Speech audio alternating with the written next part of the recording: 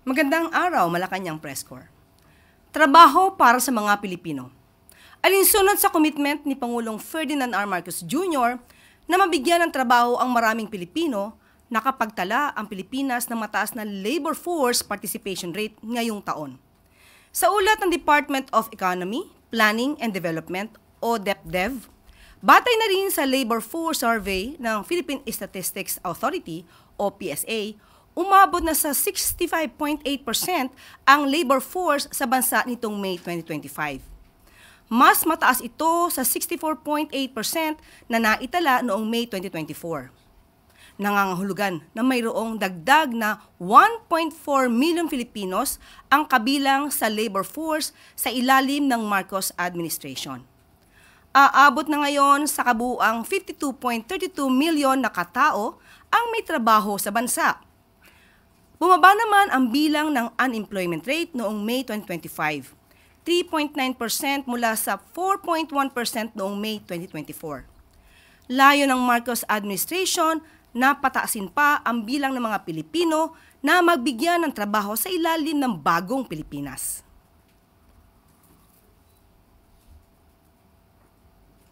Sa laban ni Pangulong Ferdinand R. Marcos Jr. kontra illegal gambling at fraud operations, naaresto ng Bureau of Immigration ang 4 na mga Korean nationals sa magkakahiwalay na operasyon ng ahensya, katuwang ang Korean at ilang mga local enforcers. Kinilala ang 4 na Koreano na sina Oh Kyung-jul, leader ng isang gambling syndicate na may operation ng illegal video gambling sa Cebu mula 2016 hanggang 2018. Yang Koo-yoon, na nahuli habang isinasagawa ang pag-aresto kay O, na pag-alaman ding overstaying na ito sa bansa. Jung Hwesung, kabilang sa blacklist ng Bureau of Immigration at wanted sa Korea dahil sa pagpapatakbo ng 23 illegal gambling platforms. Han Jung-hoon, nagsilbing finance leader sa illegal gambling ng platform kung saan konektado si Jung. Nakakulong na ngayon ang 4 na Koreano sa Bureau of Immigration Warden Facility habang pending ang kanilang deportation. At maaari na po akong tumanggap ng inyong mga katanungan. For our first question, Chloe Hofana, Business World.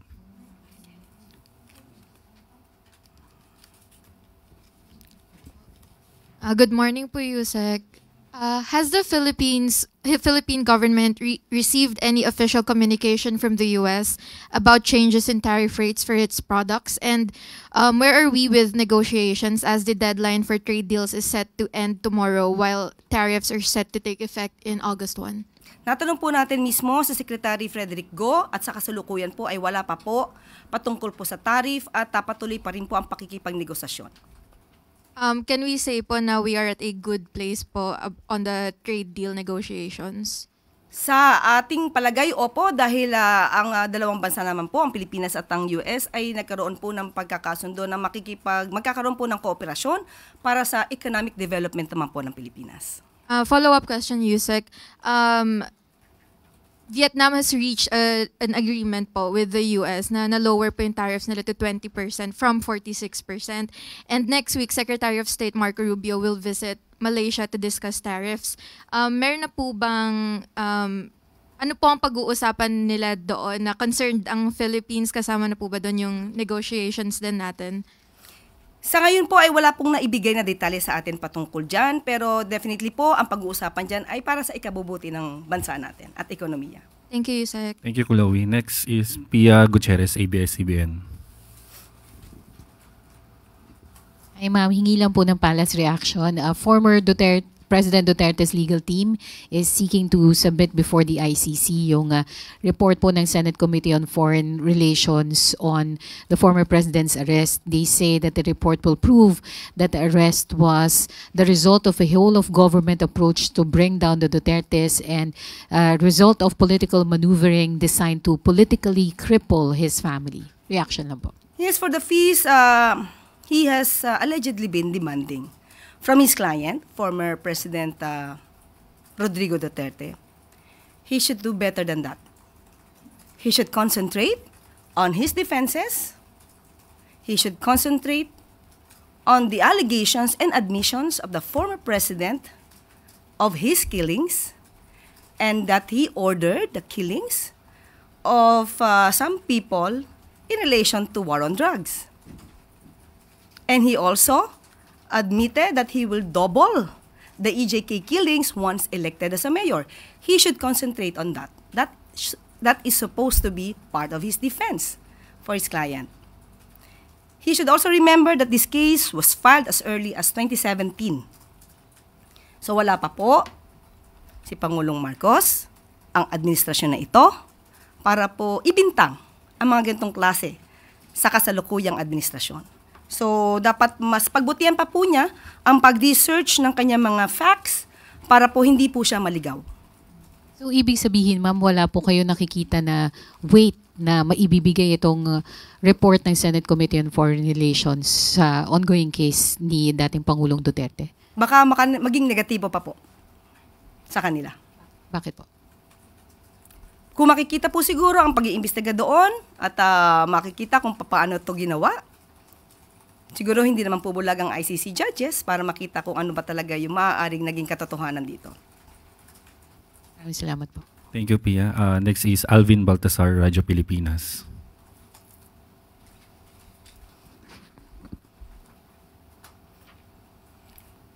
Yusek, good morning po. Yusek, kamusta na po yung preparations na ginagawa ng Pangulo para sa kanyang fourth SONA? Opo, ang sabi po sa akin hanggang ngayon pa ay nagpe-prepare pa rin po at kailangan po na maging mas maganda ang pag-uulat sa taong bayan patungkol sa kanyang mga naging proyekto at mga achievements.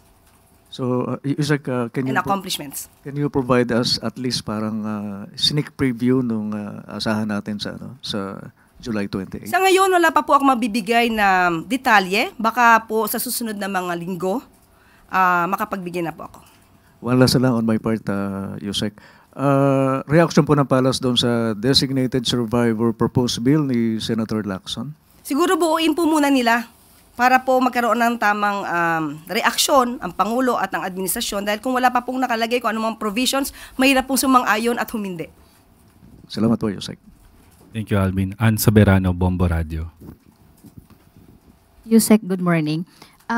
Tanong ko lang po kung may napipisil na po ba o napupusuan si Pangulong Ferdinand Marcos Jr. na maging susunod na ombudsman kapalit ni Ombudsman Martires? At ano po ba yung mga requirements o quality na nais ng Pangulo para sa isang ombudsman?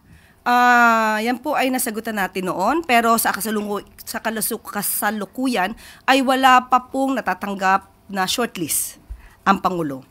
At katulad ng ating sinabi, dapat po isang matino, matapang, fair. Yun po ang mga pangunahin. Ilan lamang sa mga pangunahin na dapat na magiging isang katangian ng isang public servant. Hindi lang ng ombudsman, lahat ng public servant. Thank you, Ann. Maricel Halili, TV5. Magandang umaga po, Yusek. Ma'am, si Mrs. Zimmerman mentioned na butot balat na daw si former President Rodrigo Duterte. Do you think this is a cause of concern considering that the investigation about the alleged human rights violations still ongoing? Sa napanood po natin na pagsasalita ni Ma'am Elizabeth Zimmerman, sinabi niya na pumayat, yes, pero mukhang healthy, ayon sa kanya. At he's okay. Ang sabi pa nga daw ng dating Pangulo ay, you go home. I'm fine. I'm okay. So, at hindi na daw siya nag-take ng medicine. No? Parang maintenance. So, it's good for him, according to Ma'am Elizabeth Zimmerman. At yun din naman ang ibinalita ni VP Sara ng Vice Presidente kanina yatang umaga. So, saka mas maganda po talaga na natitignan naman po ang kanyang kalusugan doon mismo sa Dahig. So, hindi naman po pababayaan ang Pangulo, ang dating Pangulo doon. So you don't see this as a cause of concern given the situation? Sa ngayon po, dahil mismo ang pamilya niya nagsabi na okay po ang Pangulo, ang kailangan na lang po siguro niya ay exercise. Thank you, ma'am. Thank you, Maricel. Next is Tristan Nodalo, News Watch Plus. Hi, Yusek. Good morning po. Yusek, si Senator Mark Villar naglabas ng statement over the weekend in reaction to doon sa naging pahapyaw na resulta ng Lua probe. No?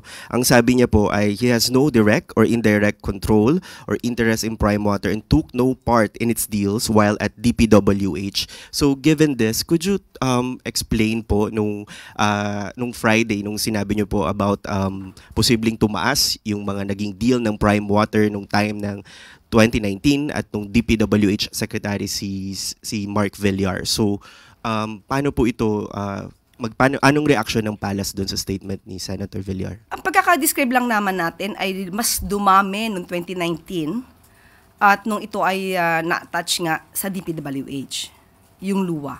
Okay?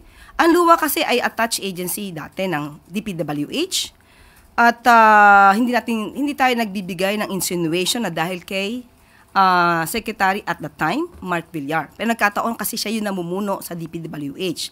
At sa aking pagkakabasa, wala siyang naging partisipasyon patungkol dito sa mga transaksyon. Mas maganda nga po sana kung siya nagkaroon ng mas malalimang pagpaparticipate. Dahil baka mas naiwasan pa yung problema ng Prime Water. Yun lang. On another topic lang po, si Senator Mig Zubiri, sabi niya po, tinawag niya yung impeachment efforts na witch hunt. Ang sabi niya po kasi it is aimed at removing Vice President Duterte from the 2028 race dahil po yung survey lead. Ang sabi pa nga po niya ay they want to remove her from public service para yung iba makaupo, mawawala ng kandidato na kalaban pagdating sa halalan ng 2028. At natanong rin po ito kay Vice President Duterte sa The Hague. Ito lang po kasi nandun po siya at nag-agree nga po siya na ito ay isang witch hunt. Ano po ang reaksyon ng Palace? Unang-una wala po tayong kinalaman sa anumang mangyayari sa impeachment trial. Pero bilang isang Senator Judge, mas maganda po, tama po yung dating sinabi ni Senator Cheese Escudero na umiwas sa ganito mga klaseng mga pananaw. Dahil minsan nakikita kung saan sila kumikiling. Unang-una, witch hunt ang sinasabi nila tungkol sa impeachment trial ni hindi pa nga po nakakapag-start ng trial. So parang isang judge na nagsabing hindi na siya guilty habang hindi pa dinidinig ang anumang ebidensya. So kung may mga ganun po ba, dapat po bang mag-inhibit na yung mga senator judges na may kinikilingan? Hindi dapat mag-inhibit. Pakita na lang nila sa tao kung paano sila kumilos at gumalaw para sa taong bayan. Thank you, Tristan. Next is Kenneth Pasyente, PTV4.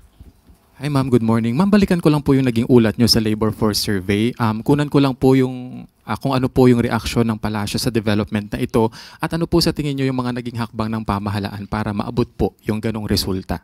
Yes, syempre po, masaya po at malugod na tinatanggap po ng Pangulo ang pag-uulat na yan dahil nakikita po natin ang pagporsigi ng administrasyon para mabigyan ng magandang trabaho ang mga kababayan natin. Sa ating mga pag-uulat ng mga nakaraang araw, marami po talaga tayo na ibigay na job fairs, na conduct ng job fairs para ito talaga sa ating mga kababayan. At pagpupursigihan pa, hindi ito natatapos dito. Kumbaga, hindi ito para magpunagi. Kailangan mas maganda pa ang ipakita ng administrasyon para makapagbigay pa ng mas maraming trabaho sa ating mga kababayan. Thank you. Next is Eileen Taliping, Abante. Good morning, ma'am. Ma'am, doon sa sinabi ni Senator Zubiri na ang Pilipinas ay valedictorian na sa online gambling. Mm-hmm. Ano po ang reaksyon ng palasyo dito at ano ang magagawa ng ehekutibo habang nag-aantay tayo ng batas para mapatigil ang mga ito? Mm-hmm. Katulad po na sinabi natin kahapon na meron nga pong proposal ang DOF patungkol po sa pagpatataas ng tax at yan po ay aaralin at sabi nga po natin din kahapon, ang Pangulo po ay nakikisimpatya sa mga pamilya na nabibiktima ng ganitong klaseng gambling dahil po yung ibang kanilang mga kasama sa bahay ay nagiging gumon sa pagsusugal. So yan po ay tinitignan din po ng Pangulo para po mas maganda po ang maging polisiya pagdating po sa online gambling. Follow up, ma'am. May magagawa po ba ang ehekutibo, especially yung mga agencies na involved dito, kung pwedeng ma-regulate yung mga social media influencers na nagpo-promote ng online gambling? pag-aaralan po yan dahil baka sabihin naman nila, nako, ang freedom of expression na naman ang, sinasawata natin dyan. So pag-aaralan po lahat yan at mabigyan ng tamang direksyon at judgment on that matter. Thank you, ma'am.